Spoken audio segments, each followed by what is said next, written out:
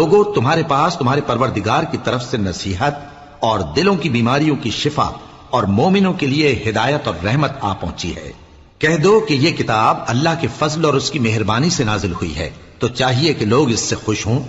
یہ اس سے کہیں بہتر ہے جو وہ جمع کرتے ہیں۔ کہو کہ بھلا دیکھو تو اللہ نے تمہارے لیے جو رزق نازل فرمایا تو تم نے اس میں سے بعض کو حرام ٹھہرایا اور بعض کو حلال۔ ان سے پوچھو کیا اللہ نے تمہیں اس کا حکم دیا ہے یا تم اللہ پر جھوٹ باندھتے ہو؟ اور جو لوگ اللہ پر جھوٹ باندھتے ہیں وہ قیامت کے دن کی نسبت کیا خیال رکھتے ہیں؟ بے شک اللہ لوگوں پر مہربان ہے، لیکن اکثر لوگ شکر نہیں کرتے۔ اور تم جس حال میں ہوتے ہو، یا قرآن میں سے کچھ پڑھتے ہو یا تم لوگ کوئی اور کام کرتے ہو، جب اس میں مصروف ہوتے ہو تو ہم تمہارے پاس ہوتے ہیں، اور تمہارے پروردگار سے کوئی ذرہ بھر بھی چیز پوشیدہ نہیں رہتی، نہ زمین میں اور نہ آسمان میں،